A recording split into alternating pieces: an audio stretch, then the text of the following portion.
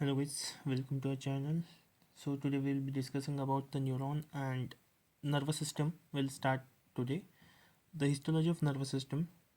So starting from the neuron. So first of all, what is a neuron? It is a basic structural and functional unit of the nervous system where the neuron is, so we can start writing here. So neuron is a basic functional unit of the nervous system. Okay, so what is included here? First of all, neuron consists of a nucleus here at the center of the cell body. This is the body. Then the dendrite, then axon from which the signal is transmitted, the myelin sheath which covers the neuron, and the space between the two myelin sheaths, the node of Ranvier, and the terminals of the axon, which are responsible for formation of the synapse. So first of all, the body of the neuron, or we can say cell body, which is also called as a perikaryon.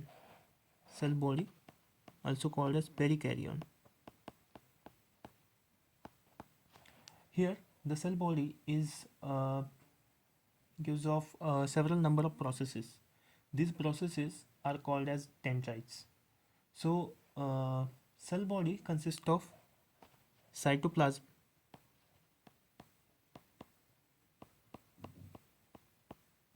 then it consists of Nissl substance, then it also consists of neurofibrils,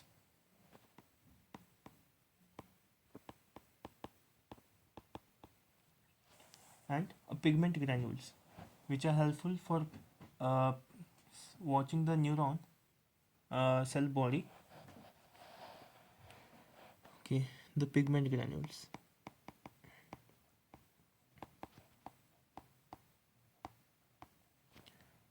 Then the second part, it is the neurites. Neurites or the dendrites, we can say, means the dendrites are also called as neurites. Okay, so the neurites are the arising structures from the cell body. This kind of structures here. So these are called as neurites. Okay, these are of two kinds. The neurites are of two kinds. So first of all, neurite can be a dendrite. Okay, wait, there is just a change. Neurite, it is the projection of the cell body. So either it can be a dendrite or it can be an axon. So dendrite is characterized by the irregular, what we say, the dendrite are characterized by the fact that they terminate near to the cell body. Means compared to axon, they have lesser length and terminate near the cell body. But if we talk about the axon, so axon, it is like it may extend for a considerable length or distance.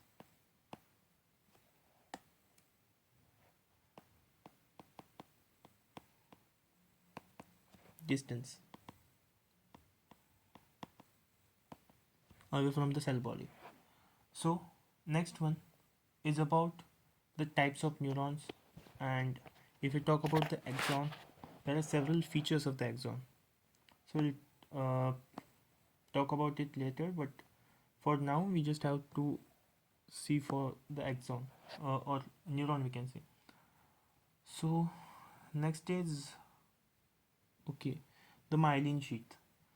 So we have to know how the myelin sheath is formed and what is the purpose of the myelin sheath formation. So the next heading is myelin sheath.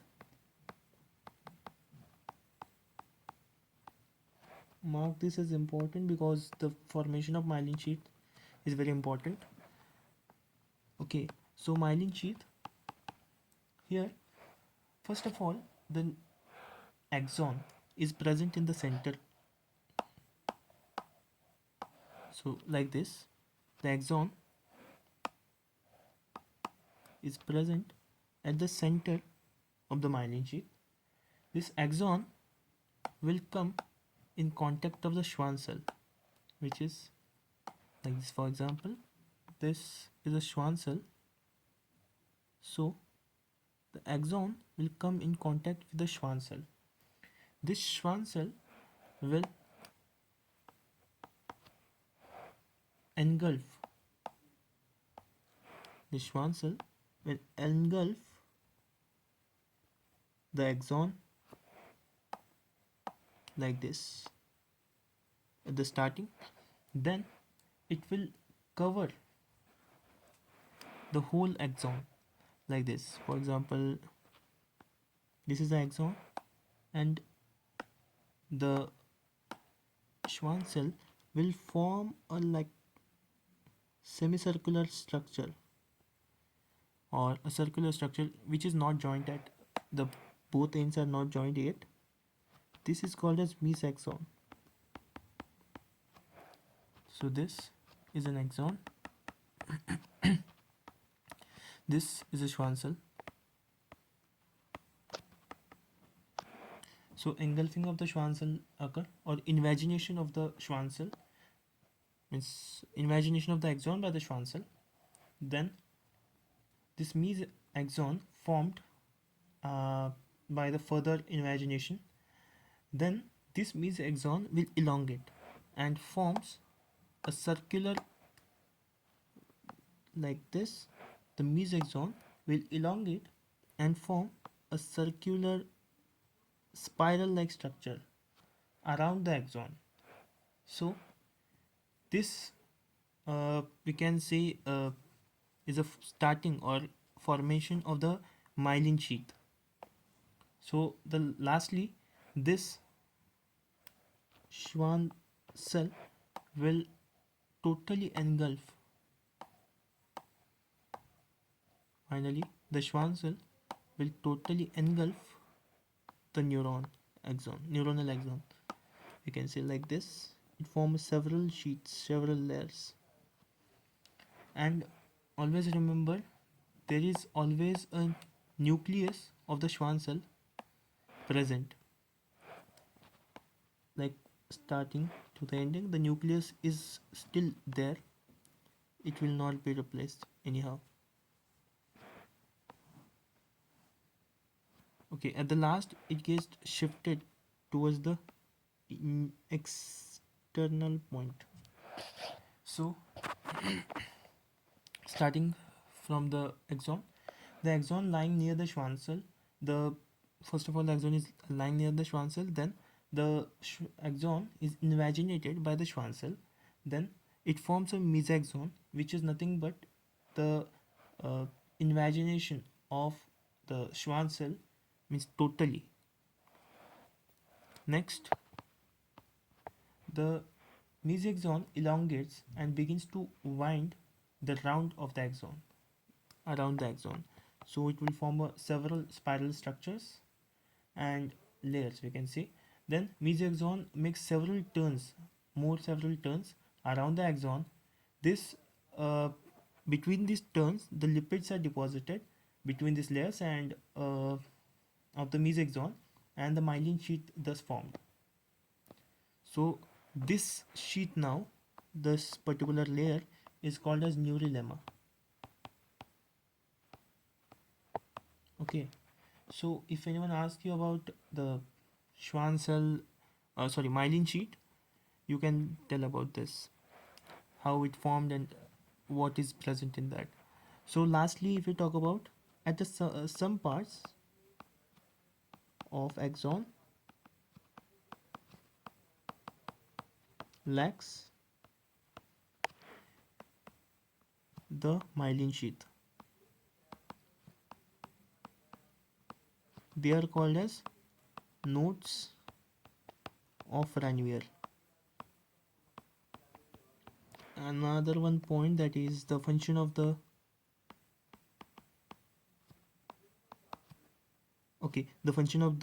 myelin sheath is it allows faster transmission of impulse. In this, if the myelin sheath is present, the the traveling of the impulse is in jumping format like this. The impulse will jump from here to here, then here to next myelin sheath directly. And lastly, the axon terminal. These are uses. It's important for formation of synapse.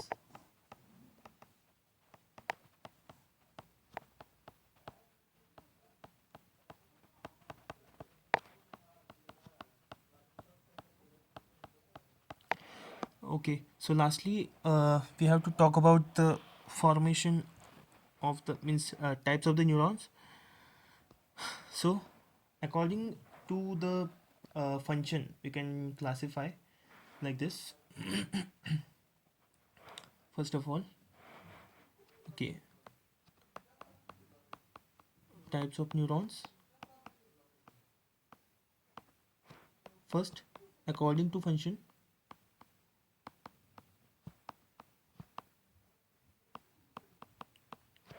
they can be classified into three types.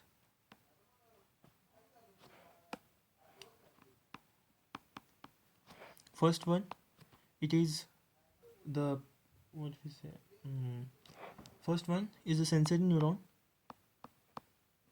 Second one is motor neuron.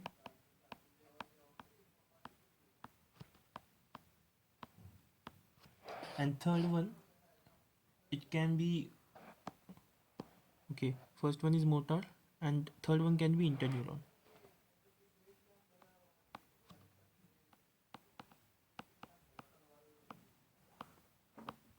So talking about where they are present and their function.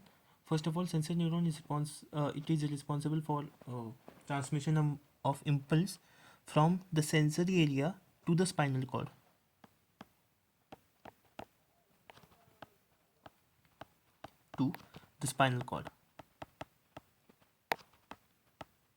The motor will send the impulse from spinal cord to the skeletal muscle, we can say. Then interneuron is present between these two neurons, like present between these two neurons as a connection. You can read here about the neurons and the types of neurons, three types of sensory, motor and interneuron. The sensory neuron is basically responsible for sensory information transmission, okay, and sends the signal to the brain. The motor neuron, these neurons communicate information from the brain and the tissue organs throughout the body along the movement. Then third one is interneuron. These neurons make up the majority of neurons of the body and transmit information between the sensory neuron and the motor neuron. Okay, then further if we talk about, we can also divide the neuronal types into according to the presence of axons or according to the presence of neurites. According to presence of neuroids. Here they can be of four types. First one, unipolar. Second is bipolar. Third is pseudo-unipolar.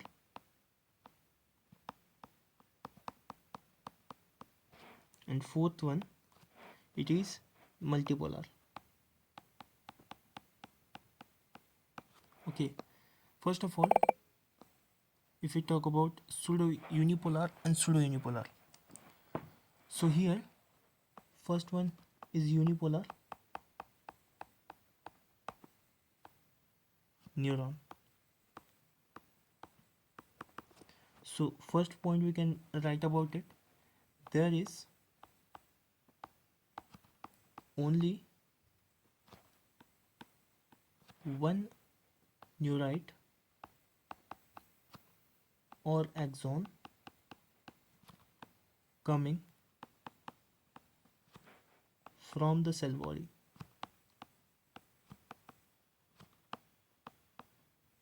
We can see here about it. Okay, the second one.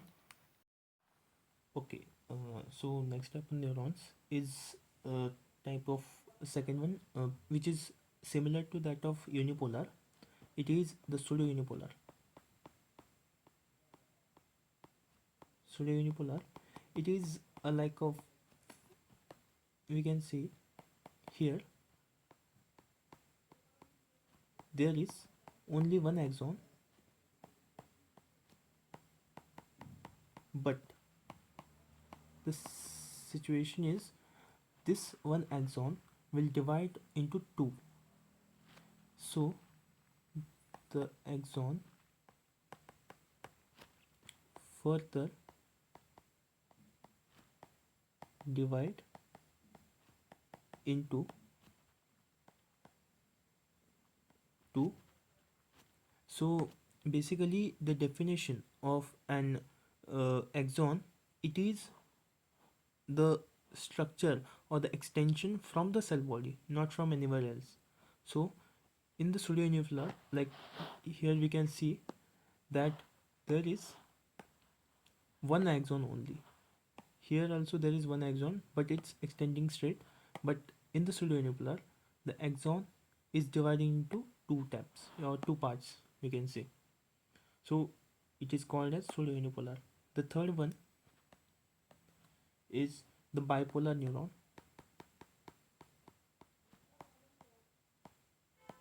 Here the bipolar neuron means there is one axon and one dendrite. Like this, there is a cell body, there is one dendrite and one axon.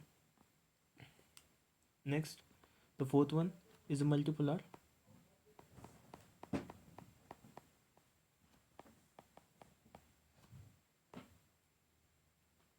Multipolar neuron.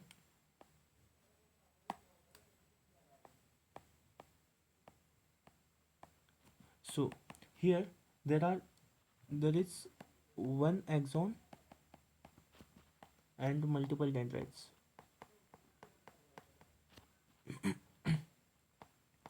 So multiple dendrites.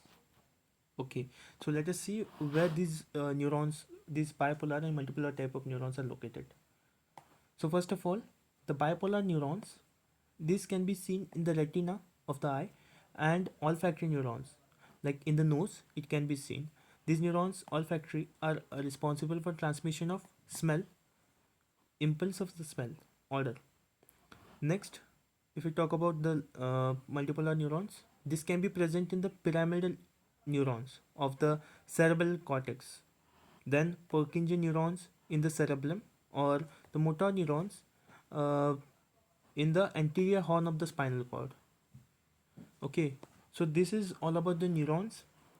Okay, I think, yeah, that's all about the neurons and its types. We'll continue about this, the nervous system, in the next video.